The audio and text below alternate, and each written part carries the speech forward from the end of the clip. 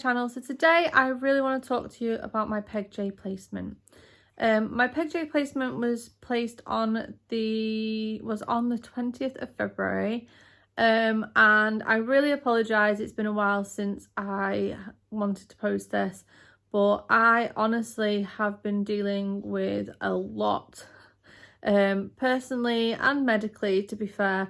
However, I've also been dealing with a Pegj infection, which I had since before I left the hospital, and yeah, it's just been a roller coaster. And I actually have another procedure this Friday, but not Pegj related, which I'll discuss in another video, and why that I'm having this procedure. But yeah, it's been a bit of a whirlwind kind of thing, because I'd seen my gastric doctor and then within 2 weeks I was getting my Pegj. So I'm going to talk to you, like I said, about my Pegj on this video, but I also want to talk to you about the admission.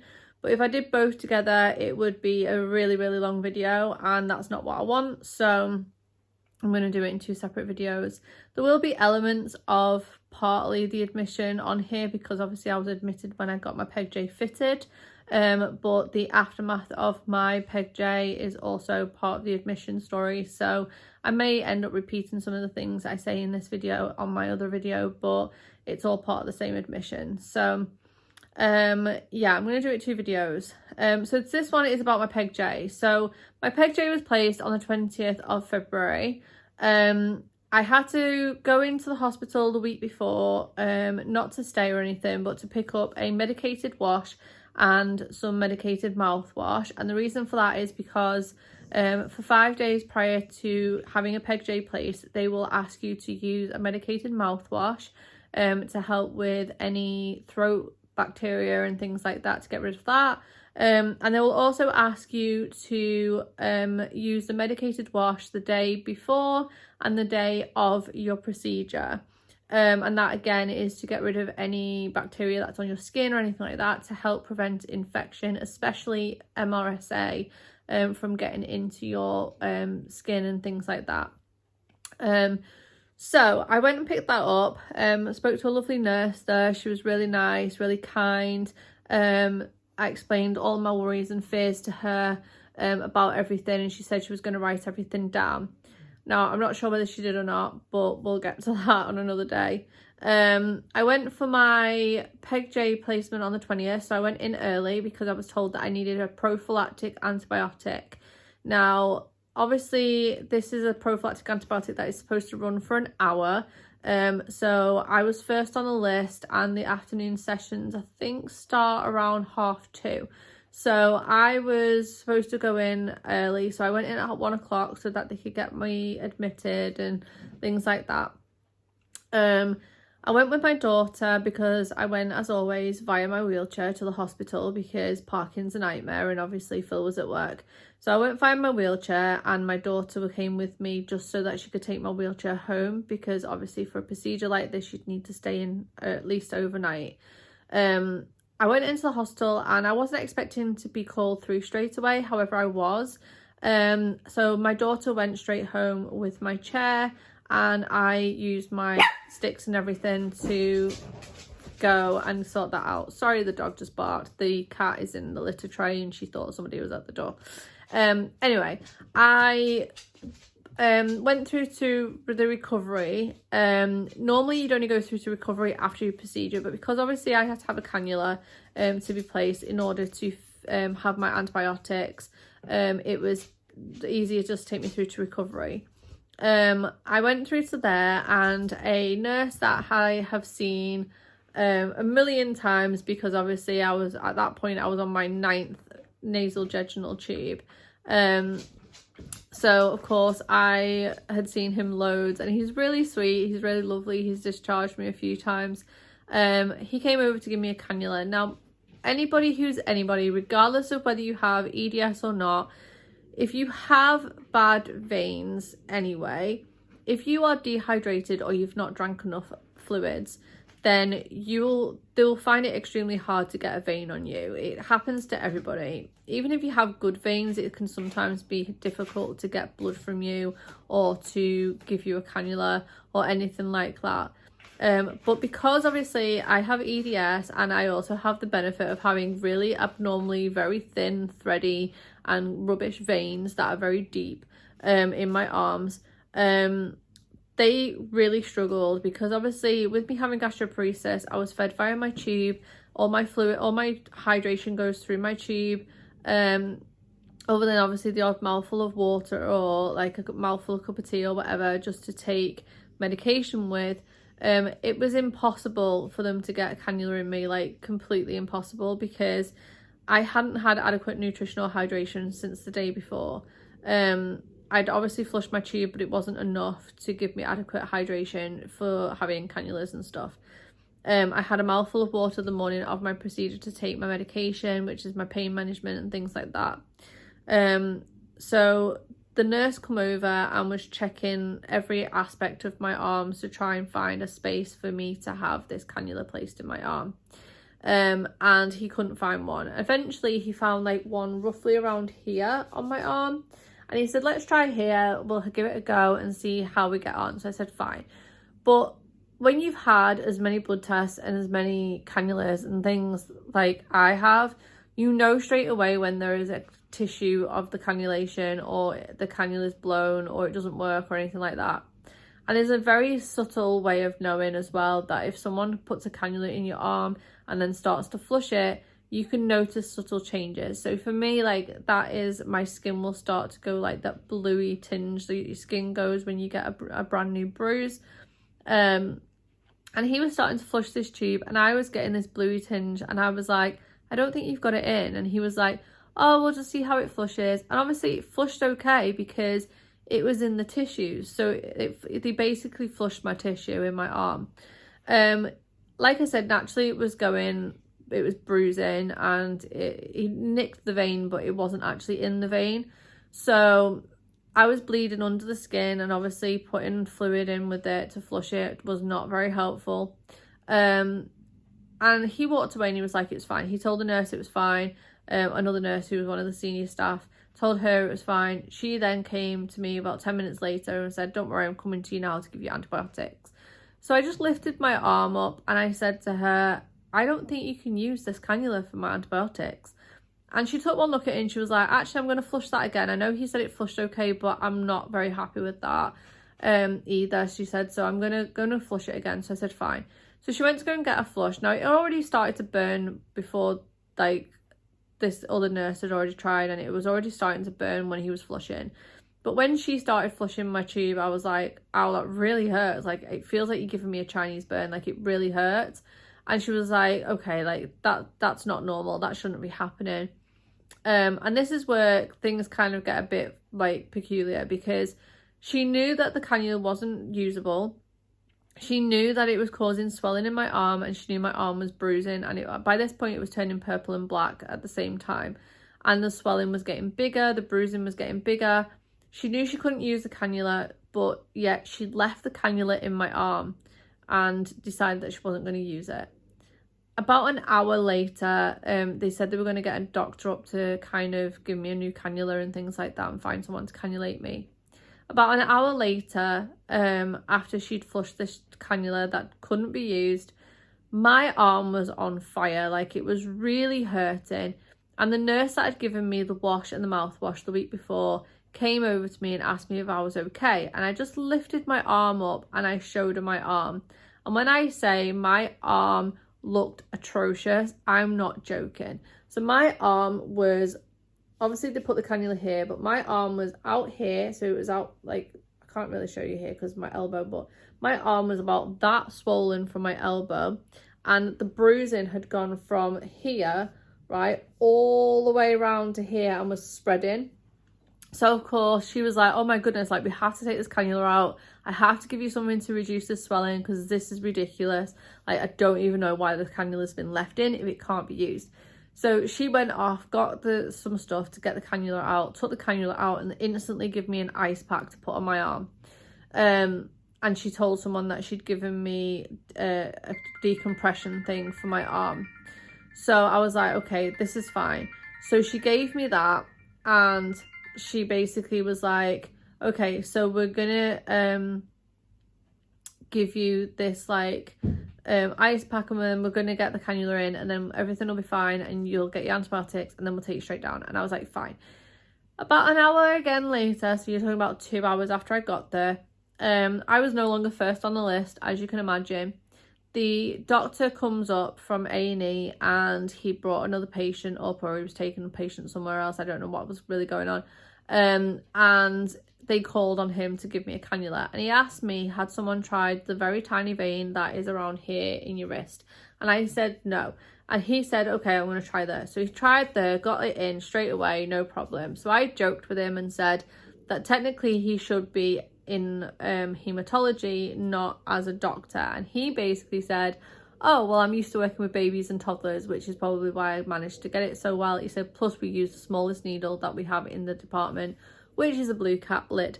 So I was like, oh, okay. So he'd basically used a pediatric needle on me in order to give me a cannula.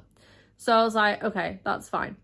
So as you can imagine, somebody with really deep thready veins with a baby cannula in their arm, you can tell that these cannulas are not going to last long. So anyway, which brings me on to my admission video, which I'll tell you later on. So anyway, I sit there, they come over to me, they start the antibiotics. At this point, no one's gone through consent with me. No one has given me my ID bracelet for allergies. I've only got my ID admission bracelet. So I'd given the nurse my, who'd cannulated me originally, my consent form.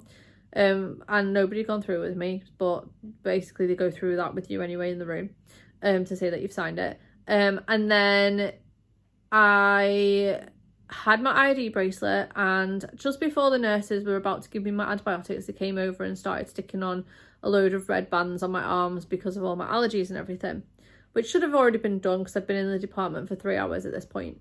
Anyway, she comes over, starts giving me the antibiotics. So I physically had to ask her, what exactly is she giving to me? Because nobody had told me what I was getting, when I was getting it, like how much I was getting or anything. Like they hadn't told me anything. They didn't tell me what antibiotics I was getting, nothing. Now I'm allergic to a few antibiotics or sensitive to a few antibiotics. So there's certain ones I can't have. So she told me the first one that she was giving me, she told me the name of that. Can't really remember the name now because obviously it was 5 weeks ago. So all I know is it began with an M, and it's one that I've never had before. Phil's had it, but I've never had it before. And she gave me this one, so I was like, fine. This ran through IV for about 10, maybe 15 minutes. And I was very, like, I thought it was very odd because obviously I was told that I had to have antibiotics to run for an hour. So I was like, okay, this is weird. I thought maybe she just sped it up. Then she comes over to me and she's like, okay, we need to give you your next lot of antibiotics. I'm thinking, really? Another lot? Like, I don't get this. Now, the second lot of antibiotics she gave me, all I can tell you is it began with a T. I am allergic to trimethoprim, so I knew it wasn't that. It began with a T. I don't know what it was. It was in a very small bottle. I think the first 3 letters was TRI, but don't quote me on that because I don't really know. And it could either be given bolus or it could have been given through a drip.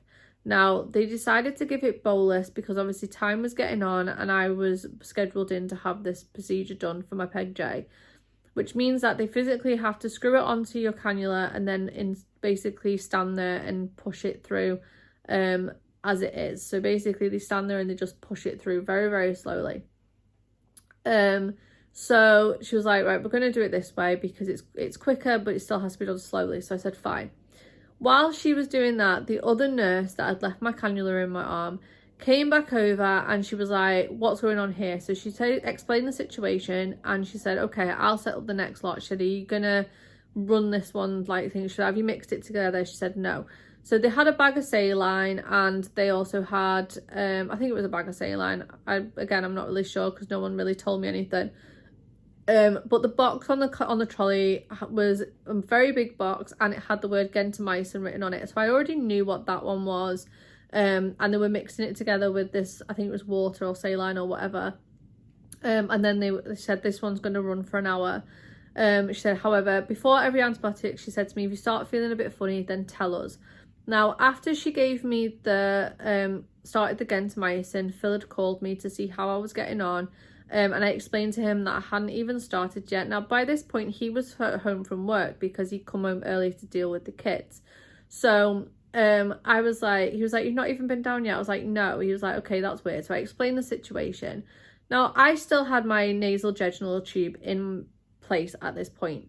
And normally when I'm talking, I can't feel the tube, don't even know it's there. Like, I don't know. So, but while I was talking to him and the gentamicin was running, my vocal cords, as I was talking, felt like they were wrapping around the tube. My mouth felt very tingly and very odd.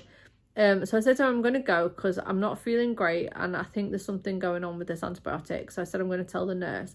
I got off the phone and could I find a nurse? Could I help? And like, seriously, I didn't even have a call button or anything. So I'm just sat there like hoping that this stuff's going to go away. And obviously the more you panic about it, the more the sensation's going to occur. So I was like, I'm just going to try and ignore it. The nurse then came to me it must have been on the fluid for about 20 minutes, 25 minutes. And she said, we're going to take you down soon. She said, are you okay? So I explained the symptoms that I'd been having, but I thought it's 25 minutes into this. If there was something going to happen that's severe, then obviously it would have happened by now. So I just put it down to, and I told the nurse this, I said, it's probably just down to the fact that you've given me 3 lots of antibiotics, all in close proximity, and my body just doesn't really know what to do with that. So she was like, yeah, more than likely. She said, but, are you okay now? I was like, yeah, it's eased off, it's fine. So anyway, she was like, okay, we're going to take you down in a minute. So I said, well, can I take my NJ out? Because rather than me get in the room and then they have to faff around pulling my tube out, can I just take it out myself? And she said, I'll ask. So my doctor had just come to reception by that point in the recovery department. So she asked and she came back. She said, yeah, you can take it out. Gave me some tissue. I took it out.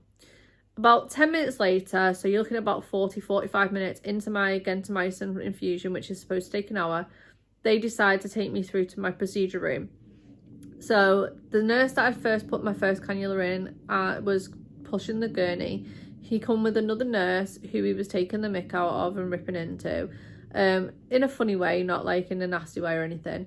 He then had her move the IV pole because obviously it wasn't one that you could hook onto the bed or anything, and he would move the gurney. So she was like, yeah, that's fine. Every time he went round a corner, he would trap her between whatever was in the way, whether it be the door frame or whatever, and the gurney, so she couldn't get past.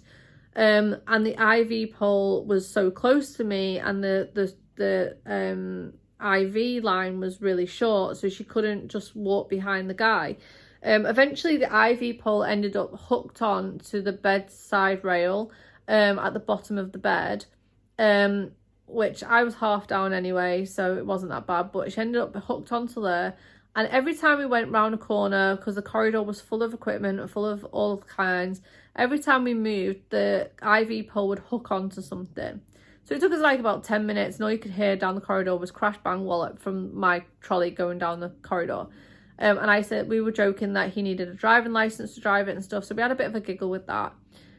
What I didn't know is that this particular nurse that was driving my gurney was the guy that was going to be suctioning any suction crap out of my throat and everything that needed to be done during my procedure.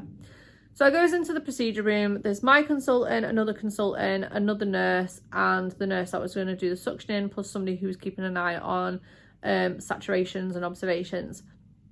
They unhooked the gentamicin. At this point, I only had about 10 minutes left on it to give me sedation. They were only going to, usually typically only use 1 lot of sedation, but because they know me quite well, they used 2 because they know that 1 doesn't work. So they gave me 2, but for some reason, this particular time, neither of them worked. Now, normally, if you give me fentanyl and midazolam together, I will not be spaced out, but I would be relaxed enough to the point where I won't even notice the tube going down my throat. I'd notice it, but I wouldn't kind of feel it. It'd be kind of like it's there, but it won't let me gag or anything like that. It just relaxes all my muscles down, like I'm a bit zenned out. But I'm not actually like spaced out or anything. I'm just zen. I'm just calm, relaxed, like someone's just giving me a massage and I'm just relaxing. So all my muscles are not tense or anything, and I'm usually really relaxed. But they also usually spray the back of my throat with about half a bottle of spray just to just to get a little bit of numbness there. And when I say they sprayed my throat, just pump, that was it, and they expected that to work, this time, like, I'm not joking, it was like squirt, that'll do, we'll get going. It was like they were in a rush to get me in there and done, because I'd gone from first on the list to last on the list. So, and by this point it's like 4:30. I've been there since 1 o'clock, so they were wanting to leave, because like their last appointment's usually around 4 or 4:30, so I was the last in. They wanted to leave, they were rushing through it, so I was like, fine. I explained to them that local anaesthetic doesn't work either, so to give me more of that. However, I felt everything, so I wasn't zoned out enough, like I wasn't zen enough to the point where my muscles were relaxed. I choked and gagged on the tube. The nurse next to me was lovely. Every time I needed suctioning, I would literally just gargle and he would suction my throat for me. And I felt the prodding of the guide needle. Now they have 2 needles, like they have a guide needle that they put in, and when I say like the guide needle's about this thick, it has a point on it. Not sure if you can see how thick this is. So it's about this thick, it has a guide needle on it, and they basically have to shove that through your skin. And I felt that. Now they prodded that around my stomach in several places to see where the best place was. And what they do is, with a Pegj, is they will stick a gastroscope down your throat. Obviously you have a guard piece in your mouth so you don't bite on it. So they put a mouth guard in. They then put the gastroscope down your throat, down your esophagus, into your stomach.